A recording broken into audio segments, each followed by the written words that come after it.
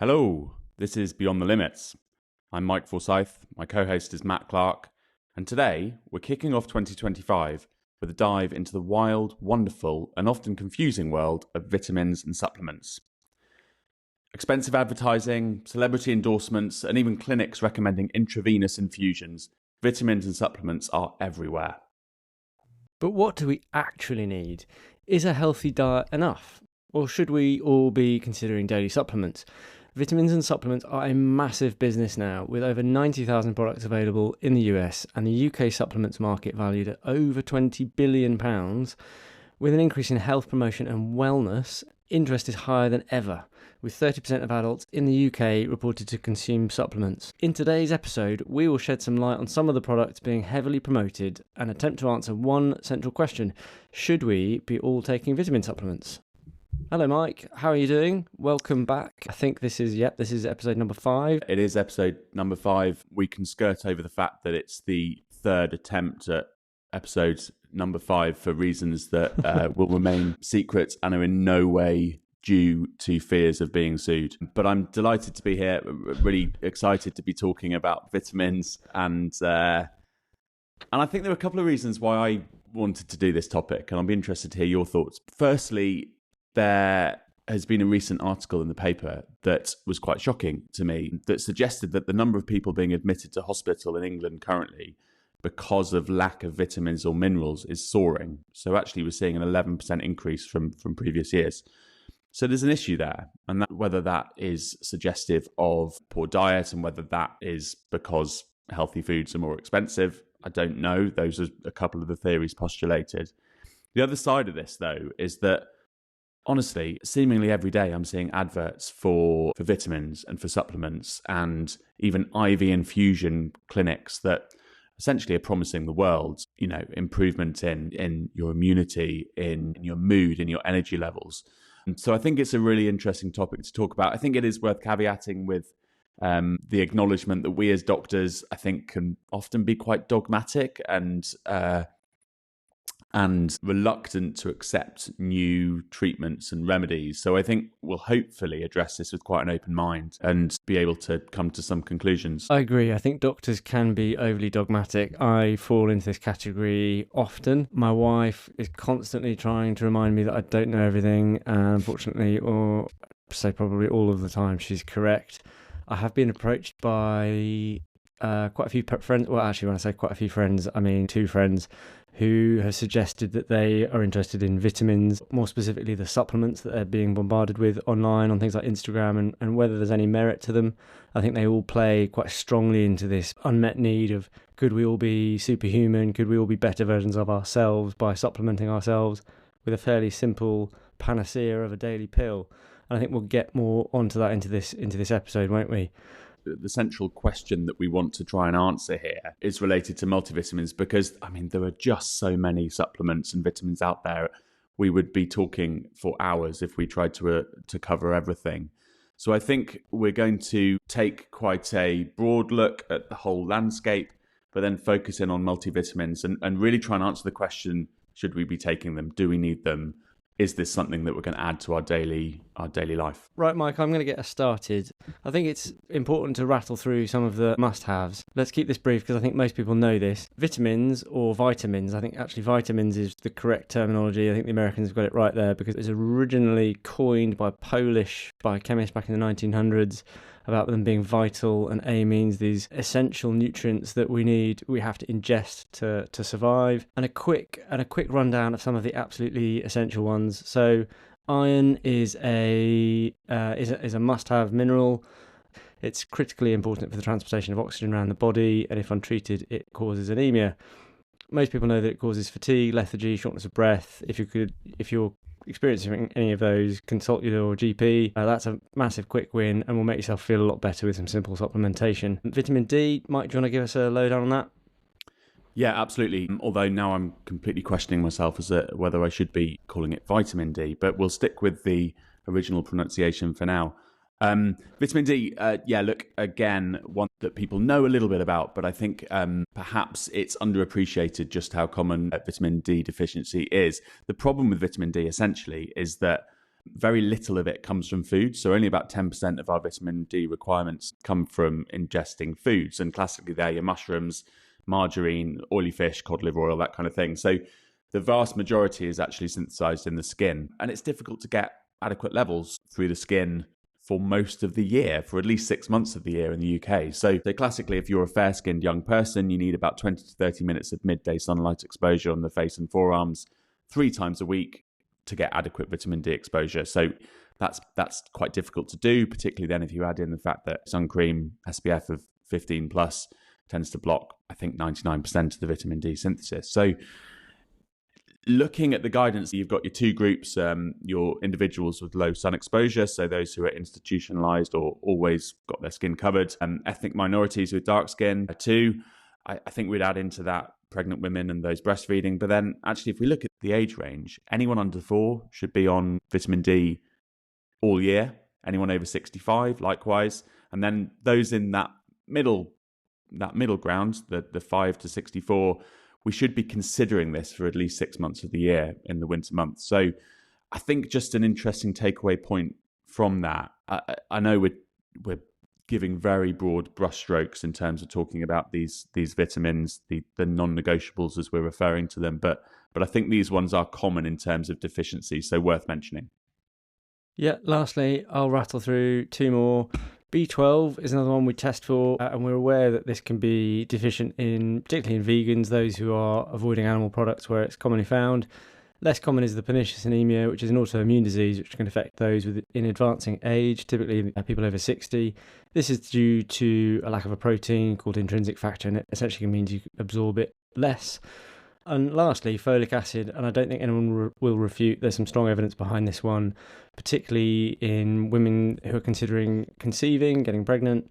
It's very important at that stage and also in the first trimester to prevent those nasty neural tube defects in the unborn fetus. So now that we've covered some of the absolute basics, I want to move on to the meat of this topic. And I think this is important because it outlines why this topic is so murky. I'm going to start with looking at evidence in terms of nutritional studies, broadly speaking. I'm going to throw my hands up first in the air here and say this is very confusing and very complex, and I think there's lots of contradiction in terms of the evidence here. But let's try and give people a framework to make their own opinions. Nutritional studies are mainly done as observational studies. This is often considered some of the lowest quality evidence because there's so many confounding factors.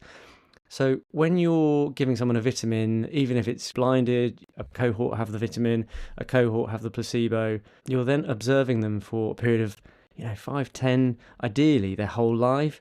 You then need to control the other independent things that go on in their life, whether they smoke, whether they exercise, whether they actually get enough sunlight, whether they surf, whether they play golf. All of these things will play into the end indicators that you're looking for. And I think that's inherently a problem with these studies and why the evidence can be so challenging and conflicting, even with the best statistical methods at removing those extra factors.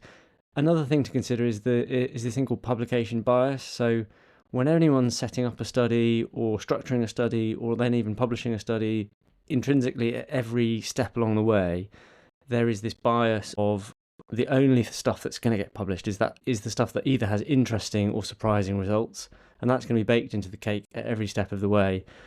A good example of some conflicting evidence, which is broadly considered good evidence, is there was a huge meta-analysis of 37 clinical trials looking at over 100,000 participants. This was looking at the EPA and DHA components in omega-3, one of the more commonly held beliefs that these are good for you. This huge trial or huge meta-analysis of trials basically showed that there was negligible benefit in the participants taking those supplements.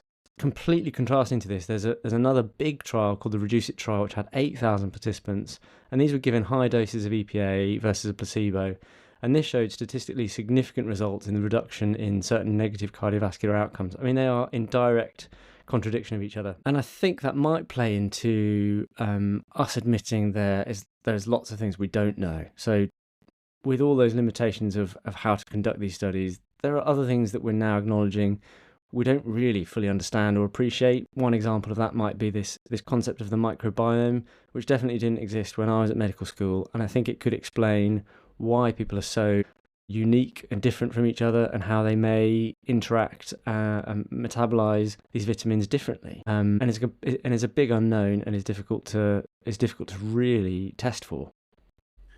I don't know about you, but I'm beginning to wonder whether us attempting to debunk vitamins in a 20 to 30 minute podcast may have been biting off a little bit more than we can chew. But I think this is where perhaps a lot of the confusion comes from. I want to move us on a little bit just to talk more specifically about multivitamins for two reasons. One is that that's essentially what we're trying to answer here. The second part is that, as I alluded to in the intro, there's a lot of publicity for these, right? So I don't know, it feels like every time I go past a billboard, it's a company recommending their new shiny capsules that are going to reinvigorate you and change your life. It's really difficult looking at them to know exactly what is in them, whether there is any evidence, whether they're going to help or not. And I think that's where a lot of this uncertainty comes from, as I say. Coupled to that, you've mentioned already, on the NHS, the guidance isn't particularly clear, certainly with regards to multivitamins. That's not to say that they're not good, but they're not in guidelines, presumably because they lack that evidence base. Now, Matt, I know you've done actually a little bit of a deep dive into a product or two, I believe. Tell me about it.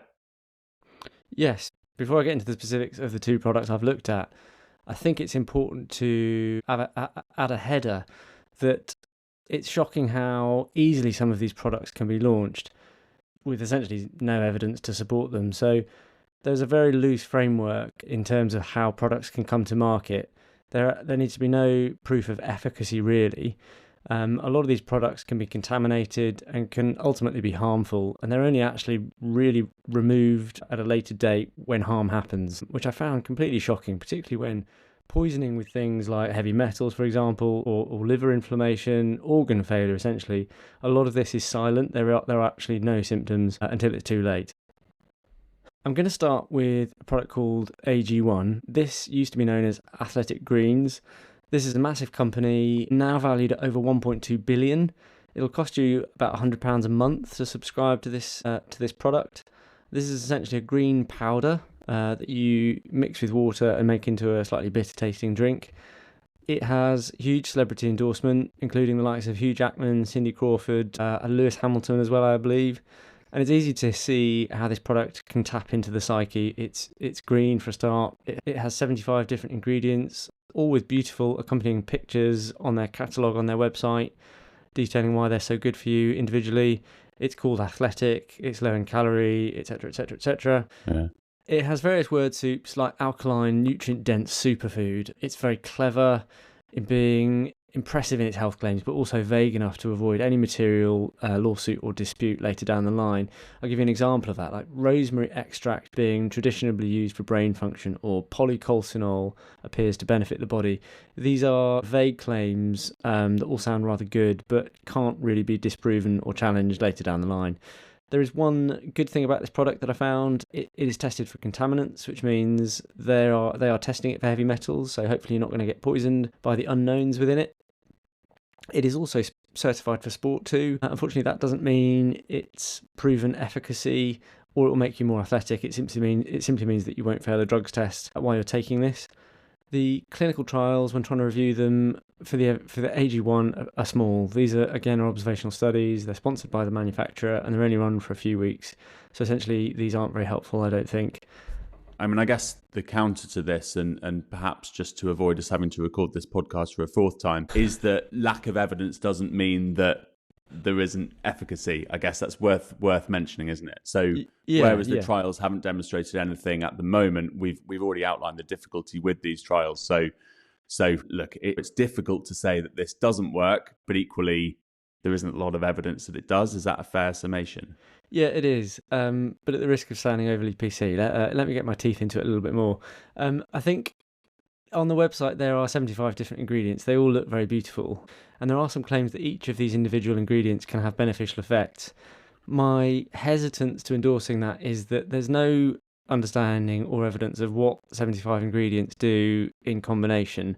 I think this understanding that more is better is an oversimplification. For example, an unrelated study that I looked at, which was a meta-analysis published in 2022 in the journal Nutrients, showed that taking high doses of beta-carotene actually significantly impaired the subject's ability to absorb other carotenoids. And a side note, this study also showed that taking this supplement put you at high risk of having a stroke and had no beneficial effect as well. So the point I'm trying to make is that any one of these individual ingredients in Athletic Greens 1 or AG1, could have deleterious effects when ingested with the others, and simply more in doesn't mean better.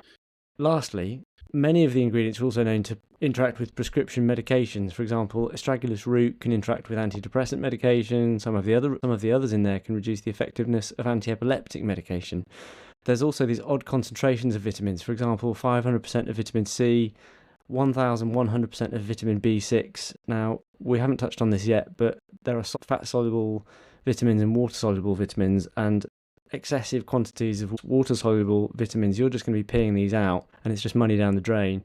Fat-soluble vitamins can actually be toxic when accumulated. They will store in your body's fat stores, and that can actually be dangerous. And I'd be quick to point out that AG1 doesn't have ridiculous doses of fat-soluble vitamins, which is good. Lastly, and this is my final point, but this is a powdered fruit and veg mix, essentially, and we now understand that one essential nutrient that you're ultimately missing out on by using this as a product is fibre. We're becoming more and more aware that this is absolutely essential for bodily function and feeding those organisms in your gut. The bottom line is that this is a very expensive product, and it's speculative at best when considering any evidence that this is going to do you any good. And I don't think anyone knows long term whether taking this you could actually be exposing yourself to some harm. Yeah, I think it's worth pointing that out. It's not something that I think we think about very much, right? I mean, we think, and I certainly get told this a lot, I think, it's just a bunch of vitamins, it's not going to do us any harm. Maybe it won't help, but it's certainly not going to do me any harm. And I think that is a key point just to be aware of at the very least. I've really put you to work this week, Matt, but I know the next product that you had a look at is one that's been advertised heavily. It's interesting. I saw a well-known influencer talking about it fairly recently, saying how skeptical he was of multivitamins in general, but actually this particular product has changed his mind, and that taking this has completely changed his life. So I'd be interested to hear your thoughts on Heights, I believe it is called. This is an interesting product again. I've got friends who are taking this, and they are very positive. They swear they feel better. And I think that's important to touch on the placebo effect, potentially. We know that placebo effect is quite powerful, especially for those products that are expensive. I think people feel better if they're paying more for something. They kind of get an inferred benefit, even if it doesn't exist. The Heights website is very glossy. I looked at their specific product called Vitals. This product comes in a gold-coloured capsule. It certainly does look premium. I feel very cynical reviewing these because I have friends who are taking both of these products, and I just hope that they forgive me, or that they feel like I am justified after what I'm about to say. On the website, it says it supports mental performance, immune system, energy, and more. Vitamin B12 and iron regulate tiredness, so you can sleep longer and deeper. I'm challenged by that immediately because I don't really understand why B12 and iron would help you sleep longer and deeper. I'm aware that some people have restless leg syndrome, for example, with iron deficiency, but I don't think that's really what they're getting at there. In contrast to AG1, this is a fairly simple product. It contains the omega-3 complexes, B vitamins, and a few other vitamins. Again, it's an unusual concentration of vitamins. For example, 2,700% of your daily required vitamin of B1 or thiamine, and you're going to be peeing out an awful lot of that. There's only 5 milligrams of iron in there as well, which I didn't think was very much, particularly given that typical over-the-counter supplements have about 10 milligrams. And I'm aware that we prescribe, when someone's iron deficient, about 210 milligrams. It is a subscription, which again I think is quite clever. This will set you back about £40 a month. I found a comparable multivitamin online, which cost about £1.99. I think if you combine that with an omega-3 complex, you're probably paying about £4 a month, which is a tenth of the price. I felt slightly infuriated also reading on their website about them promising a new vitamin deficiency trial that they launched back in September. Wait for it, this has 17 participants. I don't think that's going to prove very much. And it's also a bit frustrating how they claim things like, it's good news for iron, as only one of our candidates was borderline for iron deficiency, despite having a range of vegan diets, and then them inferring that this could be good news for vegans, as iron deficiency might be less common than we thought. I think from a study of 17 participants, I don't think that's particularly helpful. My bottom line here is that despite subjective reports of people feeling better on this supplement, Could this be a placebo effect? Possibly. Could you be getting this simpler and more cheaply? Possibly. Is it likely to have the same effect? I don't know. Yeah, so you make a very compelling argument. Just to play devil's advocate, and I guess just to check ourselves, are we being dogmatic here? Are we being dismissive of a new product that people are swearing by, whether they're paid to say that or not? I certainly have no issues with multivitamins. So we're talking really about the potential benefit of multivitamins could be achieved via different means. Is that what we're saying? Yeah, it's true. And I think it's easy to be dogmatic and to be know-it-alls as doctors. My umbrage with these claims from these well-funded and nicely marketed products is that they play into the unknowns, and it's so difficult to disprove the benefits, but it's also really difficult to prove the benefits. And I think you can make vague claims and make people feel like they're getting health benefits from something which is unproven. And who knows, maybe we do need 2,700% of a certain vitamin, because I'm aware that those rough guidelines are also guidelines, and it's going to be very person specific and different from person to person. But I just know that at the end of the day, there's a company making lots of money here, playing into an unmet need of a big cohort of patients that I'm just doubtful that it's going to show long-term any significant benefit. We've talked here about specific companies and specific formulations of products. I wanted to just touch upon briefly evidence and studies that have been done on multivitamins in general. So essentially trying to answer that fundamental question, does taking a daily multivitamin prove beneficial? And I know we've both had a look at a couple of trials. Firstly, the Cosmos trial. So that's an acronym. It stands for the Cocoa Supplement and Multivitamin Outcome Study. And I believe, am I right in saying this was a fairly big study? It was over 20,000 participants. Essentially, they were assigned to one of four groups. Either they received a cocoa extract and a multivitamin, a cocoa extract and a placebo, a multivitamin and a placebo, or double placebo. And yes, this was an interesting study, wasn't it? Because it showed a non-statistical reduction in invasive cancers for those taking a multivitamin. So they're quick to point out that it was not statistically significant, but it was a reduction. However, this study was only run for 3.5 years, which I think is interesting because invasive cancers take time to develop. We're looking at a lifetime, aren't we? And if this were a study to run longer than that, and I'm aware that some of this trial is ongoing, whether or not longer term you can reduce your cancer risk. It also showed a statistically significant reduction in cognitive decline in those taking a multivitamin. But I liked the way Joanne Manson, the chief scientist who was running this, is quick to point out the faults or the explanation as to why this might be. She's quick to kind of say that this was only noticeable in the more elderly population that was studied. Quick to point out that these patients are more likely to have underlying deficiencies anyway. So can you cast aspersions to the broad society and say that everyone should now be taking a multivitamin? She's quick to point out that that's not necessarily the case. I think I'm right in thinking that a couple of years after this study was released, the US task force came out and reviewed the data, and essentially they weren't going to be making any changes to their recommendations based on that research, I believe. Yeah, absolutely. It's interesting talking about other studies because there's another one that was done more recently. It was looking at multivitamin use and mortality risk in 3 prospective US cohorts. So this was a massive study. They looked at over 39,000 generally healthy adults with more than 20 years of follow-up in this case. So wow.